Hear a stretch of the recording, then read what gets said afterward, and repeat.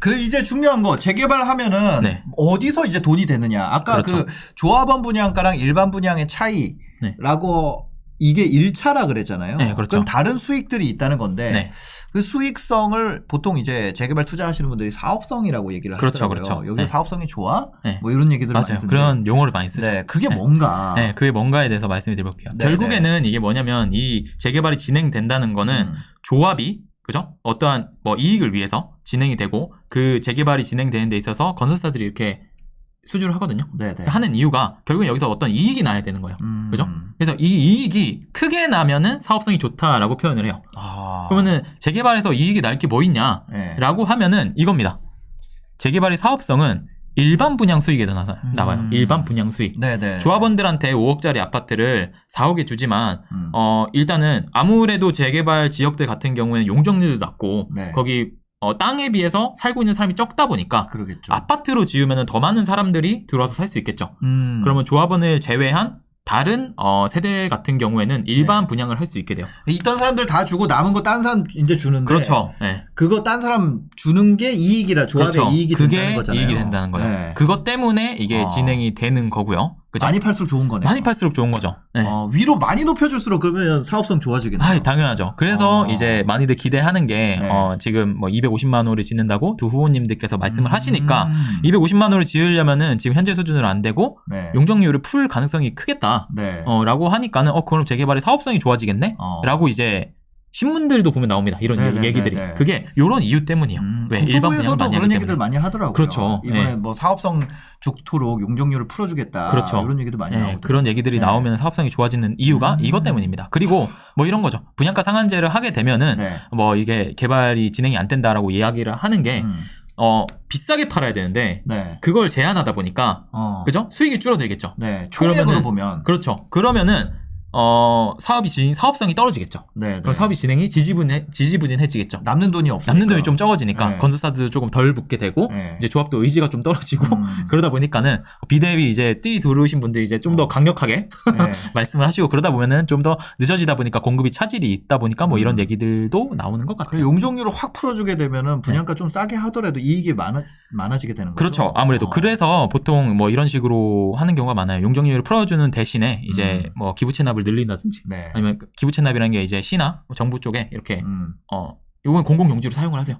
여기 학교도 이렇게 지으시고요. 공원화 하고요. 그리고 여기에 이제 임대도 일부 이제 넣는. 그러면 이제 아무래도 그 공공 임대도 늘어나게 되겠죠. 그러면은 어떻게 보면은 조합도 좋고 추진하는 이제 건설사들도 어떻게 보면 이익을 좀 가져갈 수 있고 이제 정부나 시 차원에서 봤을 때도 공공 임대도 늘어나고 세대수도 늘어나니까는 양질의 주택을 공급할 수 있겠다라는 게 붙지만 용적률을 그렇다고 해서 이제 끝없이 올릴 수는 없는 게 이제 삶의 질이 떨어지죠. 이제 다닥다닥 붙다 보니까 이제 반대편 보면은 이제 저쪽 집에서 뭐 무한도전 보는 거 다 볼 수 있죠. 그러면 이제 위로만 하고 이거 그 동강 거리는 멀게 해주면 되잖아요. 네, 그런 방법도 있죠. 아무래도 그런 방법도 위로. 이제 나오고 있죠. 그래서 그러니까 뭐 한 50층으로 이렇게 해준다고 성수동은.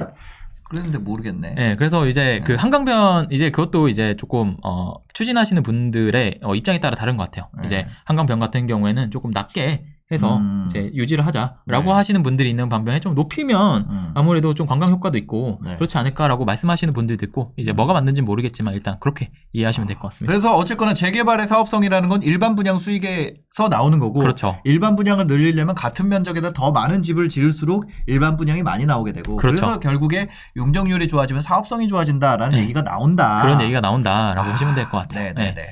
알겠습니다. 그러면 여러분들 일반 분양이 만약에 수익이라고 하면은 그냥 이렇게 보시면 돼요. 두 개입니다. 비싸게. 비쌀수록 좋죠. 많이 팔면 사업성이 좋아집니다. 비싸게. 그래서 많이 팔면. 분양가 상한제가 있으면 사업성이 안 좋아질 수도 있는 거네요. 왜냐면은 20억짜리를 10억에 팔아야 된다. 라고 하면은 아무래도 공급하려는 사람은 그죠? 조금 공급을 좀 하지 말까? 약간 이런 시장에서 받아주는데 그렇죠. 그 시장에 가는데 아무래도 그런 부분 때문에 조금 이런 얘기들이 나온다고 생각을 하고 여기서 또 알 수 있는 게 뭐냐면 원래 이 하락기에는 재개발 이야기가 안 나와요. 왜? 비싸게 팔 수가 없거든요. 가격이 떨어지니까. 근데 분양가 상한제 있으면 똑같은 거 아니에요? 뭐 그럴 수 있죠. 그래서 그 말씀드리는 게 그때 옛날에도 말씀드렸는데 서울 이게 수요를 측정을 할 때 서울의 이제 그 청약 경쟁률을 통해서 대기 수요가 얼마가 있는지 뭐 이렇게 말씀하시는 분들이 있는데 사실 서울 같은 경우에 그게 조금 의미가 없을 수 있는 게 워낙 싸게 나오니까 20억짜리를 그쵸. 10억에 주는데 이걸 대기자라고 봐야 되나 아니면은 10억의 차익을 노리는 사람들을 봐야 되나. 그러니까 아니 예를 들면 이런 거예요. 10억 준다 그러는데 줄 서세요 하면 다 줄 서지. 그렇죠. 다 줄 서죠. 약간 그렇기 때문에 아무래도 뭐 분양가 상한제가 적용되는 지역들 같은 경우에는 이런 걸로 파악하기는 조금 어렵다. 그리고 그래서 이제 장의 후반이라고 표현을 하거든요. 이제 시장이 흐르면은 아무래도 주변에 가격이 비싸지다 보니까 안 되던 것들도 돼요. 상대적으로 안 되던 것들도 돼요. 그러다 보면 또 어떤 일도 일어나냐면 이제 지역주택조합 같은 경우에 제가 조금 되게 어렵다고 말씀드렸잖아요. 그런 것도 꾸역꾸역 됩니다. 왜냐면 내가 토지 뭐 예를 들어서 1억짜리를 어쩔 수 없이 뭐 10억에 샀어요. 근데도 분양을 하면 남아. 왜냐면 주변 가격이 뭐 한 5억 하던 게 15억이 된 거예요. 그러면은 처음에 시작할 때 이 가격으로 안 될 것 같았는데 주변 시장이 좋아지다 보니까는 되는 거죠. 재개발에 들어오는 사람들이 노리는 거는 이런 거네요. 그러니까 내가 들어간 돈이랑 이 주변의 시세랑 비교해가지고 이만큼을 먹으려고 들어가는 거예요. 그렇죠. 그게 어떻게 보면 재개발이 굉장히 장점입니다. 그래서 이게 시세가 막 올라가면 재개발이 과열된다는 게 우리도 재개발하자, 우리도 하자. 그렇죠. 왜냐면 원가는 정해져 있는데 원가가 이만큼인데 원가 인상분보다 시장에서 받아주는 가격이 높아지면 그렇죠. 재개발 할수록 이익이니까. 그래서 서울에 재개발 얘기가 그렇게 계속 나오는 거예요. 그럴 수밖에 없는 거죠. 그리고 다른 모든 지역들이 그래요. 시장이 아파트 가격이 오르기 시작하면 재개발이 더 잘 추진되는 거예요. 그러다 보면은 이런 경우도 있습니다. 지방 같은 경우에 잘 가다가 관리처분인가까지 났다는 거, 그죠? 아까 최종 승인이 있었죠? 관리처분인가? 관리처분인가까지 났다는 건 거의 80~90%는 끝난 거거든요. 이제 그냥 뭐 이주민 철거하고 그냥 분양하면 돼요. 근데 그때 시장이 꼬꾸라진 거예요. 그러면서 일반 분양이 안 돼요. 그래서 멈추는 경우도 많아요. 다음 상승장이 올 때까지. 서울에도 그런 것들이 정말 많았고 그죠. 그러다가 해제된 곳들도 많고 해제된 곳 많죠. 그렇게 진행이 됩니다. 근데 서울은 이제 뭐 횟수를 따지면은 경기도는 14년부터 올랐고 서울 같은 경우는 15년부터 이제 오른다고 말씀들을 하는데 그럼 거의 한 경기도 기준으로 보면 거의 10년째 오르고 있는 거거든요. 그러면 어떤 일이 일어나냐? 재개발 구역이 아니에요. 근데도 이제 될 거라는 기대감에 이제 가격이 오르죠. 왜냐면 사업성이 그만큼 좋아지다 보니까. 그래서 왜 이제 이게 시장이 오르면 오를수록 재개발이 활성화되고 이런 것들이 다 요걸 보시면은 딱 이해가 됩니다. 한번 화면 보여주세요. 그래서 비싸게 많이 팔면 사업성이 좋다. 비싸게 많이 팔면 사업성이 좋다고 보시면 될 것 같아요. 다음으로 재개발의 프리미엄. 이 우리 분양권에도 프리미엄이라는 게 붙잖아요. P가 붙죠. 재개발에도 프리미엄이 붙는데 이 프리미엄이 어떻게 붙는지에 대해서 제가 몰랐는데 사람들이랑 얘기를 하다 보니까 이 프리미엄을 모르시는 분들이 있더라고요. 프리미엄? 프리미엄. 또 모르는 척. 아니야. 프리미엄. 제가 P는 들어봐서 프리미엄은 처음 들어봐가지고. 그래요? 아니 사실상 그렇잖아요. 갭이라는 것도 프리미엄의 그렇죠. 일종이잖아요. 실거주 가치보다 이제 더 얹어서 소유를 하는 거니까. 그렇죠. 빨리 진행하세요. 정신 차려야겠다. 그죠? 재개발의 프리미엄. 그래서 프리미엄이 어떻게 형성되는지에 대해서 지금 말씀을 드리려고 해요. 재개발의 프리미엄이 어떻게 형성이 되는지. 자, 보면은 주변에 아파트들이 있어요. 근데 얘가 5억, 얘가 4.8억, 얘가 4.5억이에요. 근데 얘가 조합 분양가가 3.5억인 거예요.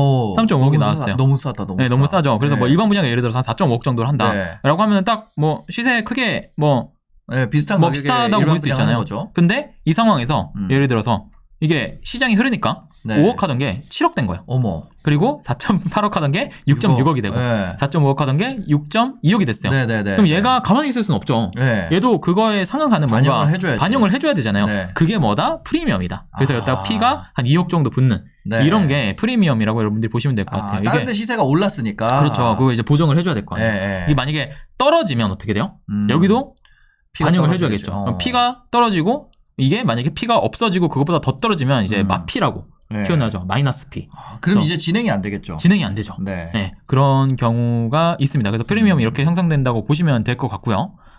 다음으로 그러면은 재개발의 수익에 대해서 말씀을 드려보겠습니다. 이제 재개발 이제 투자라든지 재개발 매입하는 사람의 입장에서 봤을 때 네. 재개발의 수익은 어떻게 형성되는가라고 하면은 아까 전에 1차 수익이 있었죠. 네. 1차 수익이 뭐였죠? 일반 분양가에서 조합 분양가 뺀 거. 네, 맞죠. 네. 우수한 학생이네요. 네. 1차 수익은 일반 분양가에서 조합 분양가의 차익이 1차 수익이고 네. 이제 2차 수익은 뭐냐? 주변 시세 상승에 의한 수익이죠. 그죠? 네, 네. 주변의 시세가 상승하면은 그만큼 피가 붙게 되고 네. 사업성도 좋아지고 이런 것들에 의해서 발생되는 게 2차 수익이라고 보시면 될 것 같습니다. 네.